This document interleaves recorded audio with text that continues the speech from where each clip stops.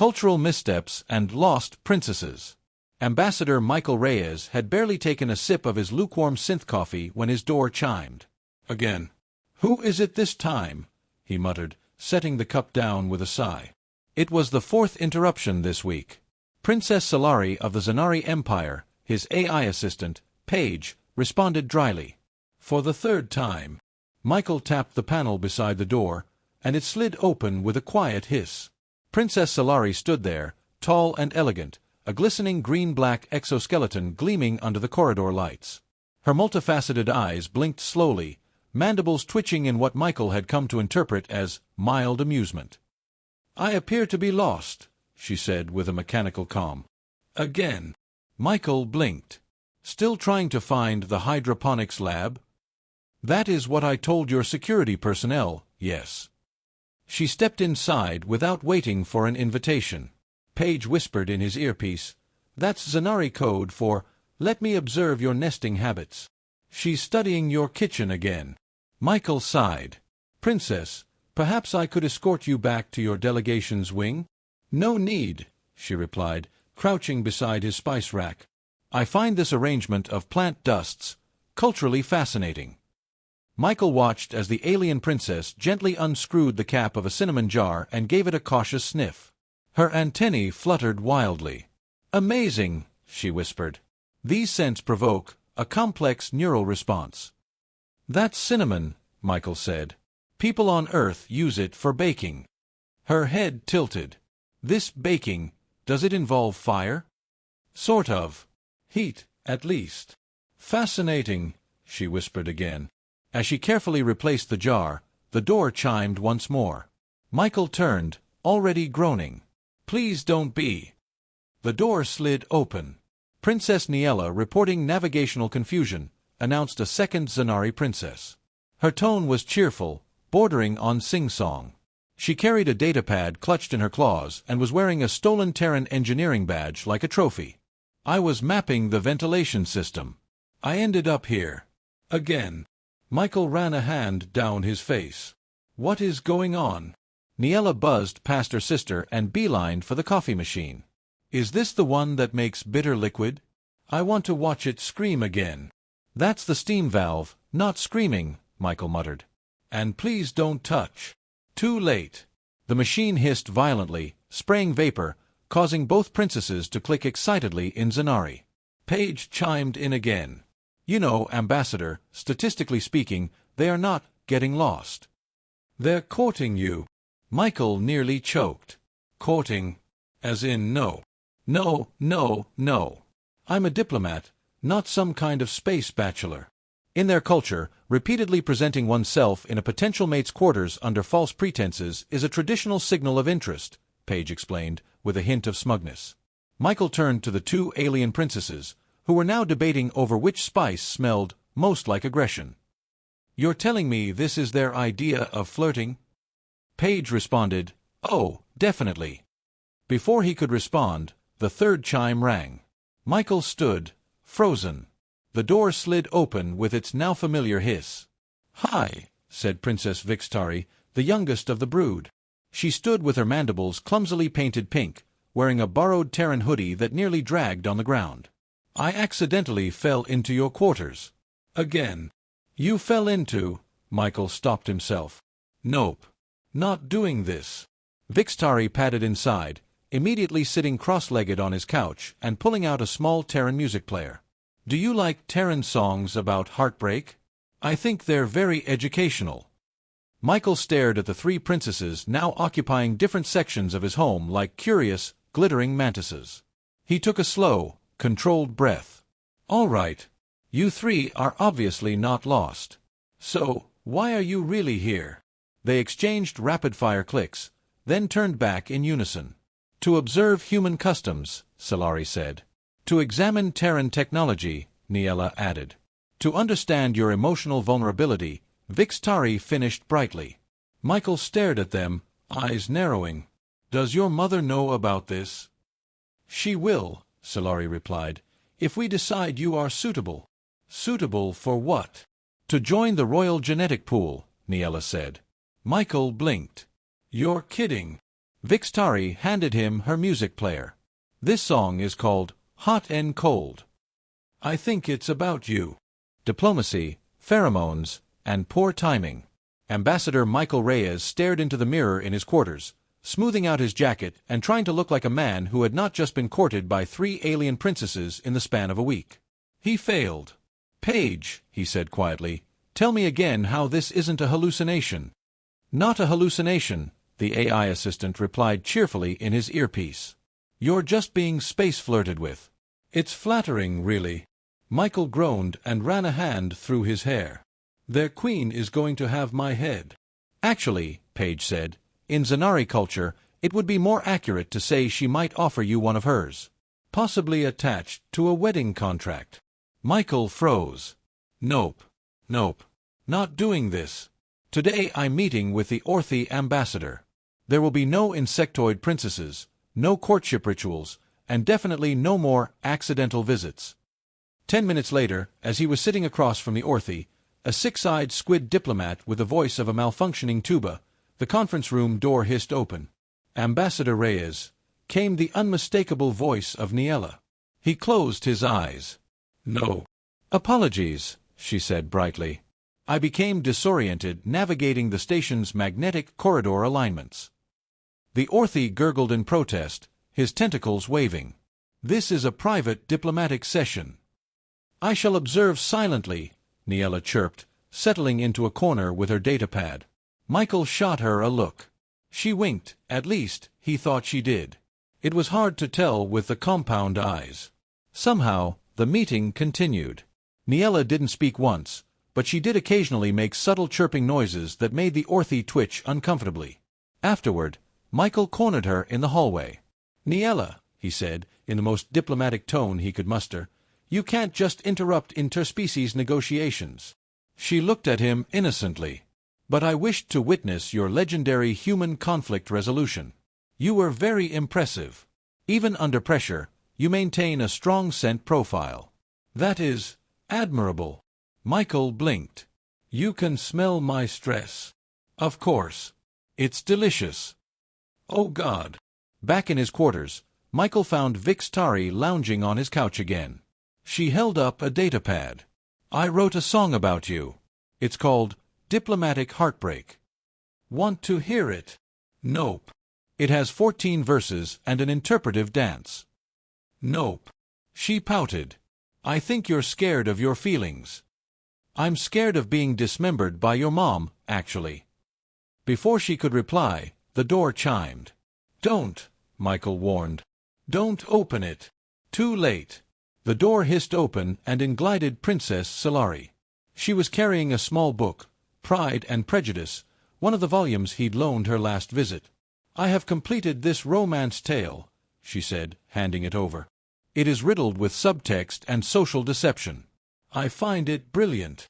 Michael rubbed his temples. "You 3 have been, accidentally, in my quarters 5 times this week. What's really going on?" Xenari was quiet for a moment. Then she said simply, "You are being evaluated." "For what?" "To see if you are worthy of our interest," she said, as if it were the most obvious thing in the galaxy.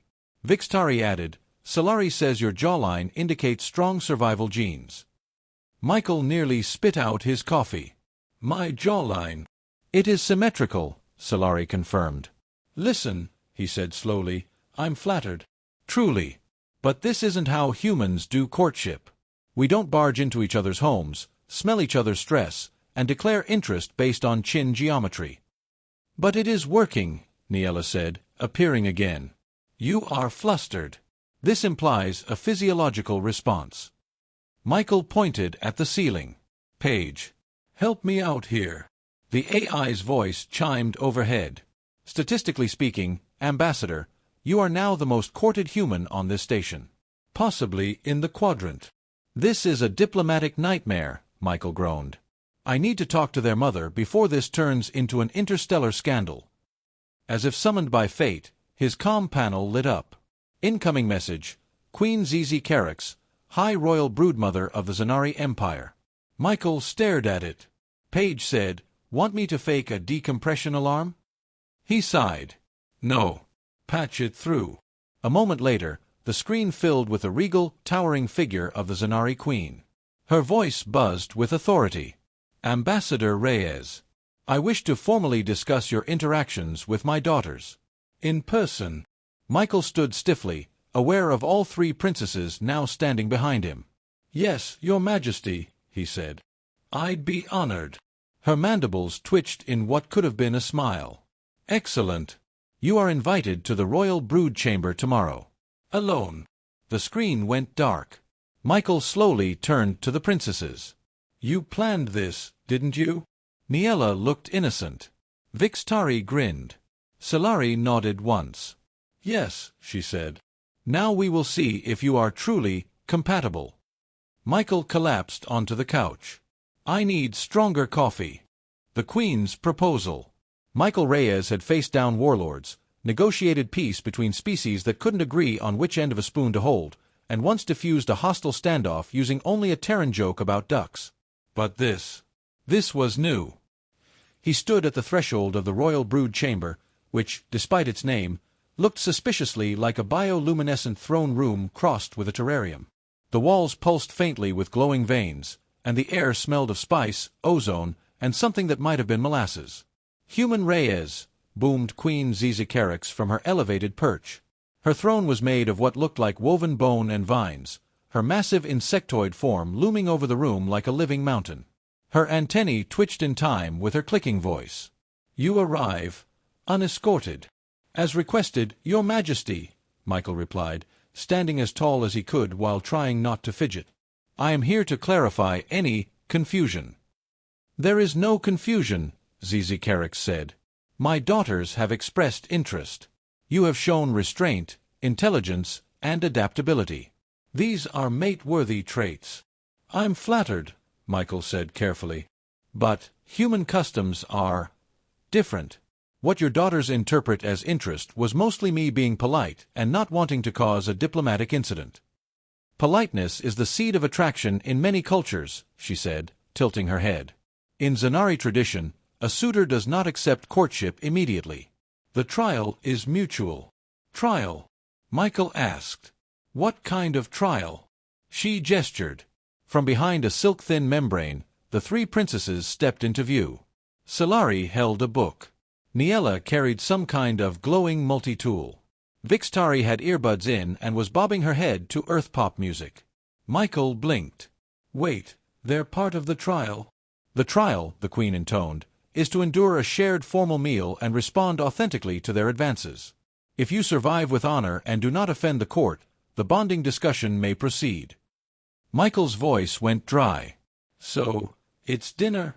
"With symbolic tests of compatibility, pheromone resonance, and mental fortitude," she added. "Of course," Michael muttered. An hour later, he sat at a circular organic table, surrounded by the three princesses. The meal was a bizarre buffet of fermented fungal paste, smoked meat from a species he hoped wasn't sentient, and a dish that vibrated every time someone spoke. "You may begin," the Queen's voice echoed from above. Xenari opened. "In your Jane Austen literature, marriage is used as a strategic device. Would you consider a union with a political benefit, even if emotional compatibility was uncertain?" Michael chewed slowly, buying time. Emotional compatibility is a political asset. A strong partnership lasts longer than a treaty built on fear. Xenari's mandibles twitched. An intriguing answer. Next came Niella. She presented her datapad. "I have compiled a list of your habits.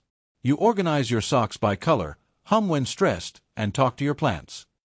Michael blinked. "You've been spying on me?" "Observing.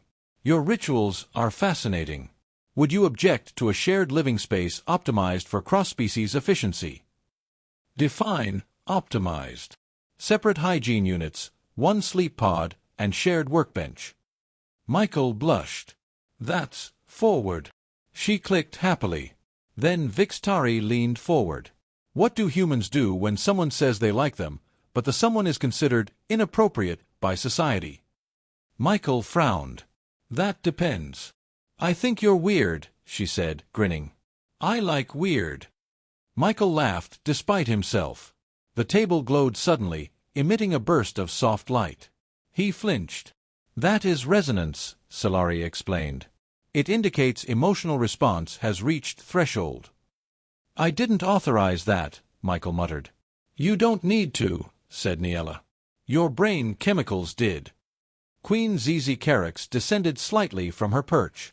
You have responded to each of my daughters with grace. You did not insult our customs. You engaged. You survived. Michael swallowed. So, what now? We offer you a place among our diplomatic family. One of honor, and perhaps more. Michael stood slowly. Your Majesty, I propose an alternative. Your daughters have a unique perspective, intelligence, and potential. Let them become ambassadors. Let them learn. Explore Earth. Understand humanity before any commitments. A silence fell. Xenari's eyes lit with interest. Niella practically vibrated. Xenari gave a dramatic gasp. Xenari Queen considered. You offer them education instead of matrimony. I offer them freedom of choice, Michael said. Another pause. Then the Queen clicked slowly, approval. Your human ways are strange. But your mind is worthy. I accept your proposal. My daughters shall study on Earth. Under your guidance. Michael exhaled. That's a relief. The Queen's voice dropped slightly. But if they return disappointed, I will revisit the courtship. Personally. Michael froze. Duly noted. As he turned to leave, all three princesses trailed behind him. You will need to prepare your quarters, Xenari said. We like your coffee machine, Niella added. I'm bringing my playlist, Xenari chimed. Michael stopped in his tracks. Wait. You're living with me. All three responded in perfect unison. We get lost easily. Of diplomats and daughters. Michael Reyes had never hosted one alien princess before, let alone three. Now, all three daughters of Queen Xenari Queen were officially Earthbound exchange diplomats, and unofficially stationed in his apartment until their Earthside housing was processed. It had been 3 days. The toaster had exploded twice. The neighbors had filed a noise complaint about rhythmic alien chanting at 3 a.m. And someone, probably Xenari, had repurposed his electric toothbrush into a pheromone diffuser. This is unsustainable, Michael muttered as he stepped over a glowing egg-shaped something on the floor. This is actual madness. From the kitchenette, Niella looked up, mandibles clicking cheerfully. Your definition of unsustainable is fascinating. I believe you're nearing emotional rupture. I'm nearing calling security. We disabled their access, she replied helpfully. They kept interrupting our learning cycles. Michael stared at her. You did what? Xenari entered next, completely calm, holding a copy of The Economist upside down. I am analyzing your planetary economic models. They are confusing. So much greed, yet so little efficiency. Welcome to capitalism, Michael said, pouring himself some lukewarm coffee. Where logic goes to die. Behind him, Xenari dropped from the ceiling vent, earbuds in, singing along to a painfully loud Terran pop anthem. You broke my heart on Mars Prime, now I'm dancing through time. Michael nearly dropped his mug. Do you have to use the vents? I'm experimenting with surprise entrances, she replied. It's very Earth drama. He rubbed his temples. We need rules. Schedules. Boundaries. You can't just keep treating my apartment like your cultural test lab. But it is, Niella said, as if that settled it. Michael exhaled, long and slow. Look, I agreed to mentor you. Not babysit you. I'm a diplomat, not a dorm supervisor. Xenari looked thoughtful. Perhaps it is time we expand our social exposure. You mean, leave the apartment? Yes. Attend classes. Engage local humans. Integrate. Glory, Michael whispered. Finally. Later that afternoon, the station's main education hub buzzed with quiet activity. Michael escorted the princesses to their first formal intercultural workshop, Understanding Human Empathy Through Narrative Fiction. It was being taught by a retired Terran actor who now specialized in teaching aliens how to interpret soap operas and sarcasm. I think this will be good for you, Michael said as they entered. No exploding toast, No stress sense, no. Ambassador Reyes, called the instructor. You're on the guest panel today. Michael turned slowly. I'm what now? The actor beamed. We're doing a live empathy demonstration. Your reputation for surviving 3 royal courtships precedes you. Xenari leaned toward him. You're famous. Niella clicked excitedly. We brought samples. Samples of what? Your pillow. For scent calibration. Michael sighed. Please tell me that's not in your bag right now. Xenari grinned. Too late. The workshop turned out to be more revealing than Michael expected. The students, mostly curious species from across the Galactic Alliance, listened intently as Michael explained how humans used indirect language, humor, and emotional nuance to navigate conflict. And when humans say, I'm fine, they usually mean the exact opposite, he said. Several tentacled beings gasped. Xenari raised a hand. So emotional honesty is not a default in your species? Not exactly. It's complicated. We mask vulnerability until we trust someone. Niella tapped her datapad. Fascinating. So our blunt confessions would be seen as overstepping. Michael hesitated. A little. But also kind of brave. Xenari perked up. So you do admire us. Let's not make this weird. Too late, all 3 said in unison. That night, back at the apartment, the tone was softer. Xenari was reading quietly. Niella was designing a color-coded empathy chart. Xenari had fallen asleep listening to lo-fi Terran breakup music. Michael watched them for a moment, then sat down beside Xenari. You were right, you know, he said. I didn't understand your customs. I was just trying not to cause offense. She looked at him, unblinking. You were cautious. That is wise. But your curiosity kept us engaged. I still think the courtship thing was insane. We agree. It was quite inefficient. But you did survive. Michael smiled faintly. Barely. Niella joined them, looking up from her chart. So what happens now? Michael looked around the room, his once quiet, orderly space now buzzing with strange lights, alien tools, and laughter. Now, he said slowly, we try being friends. Actual friends. No pheromones. No stress sniffing. Just learning from each other. The 3 princesses nodded. And for the first time since the chaos began, it felt like balance. Xenari mumbled from the couch, half asleep. You still have the best coffee, though. Michael chuckled. That I can live with.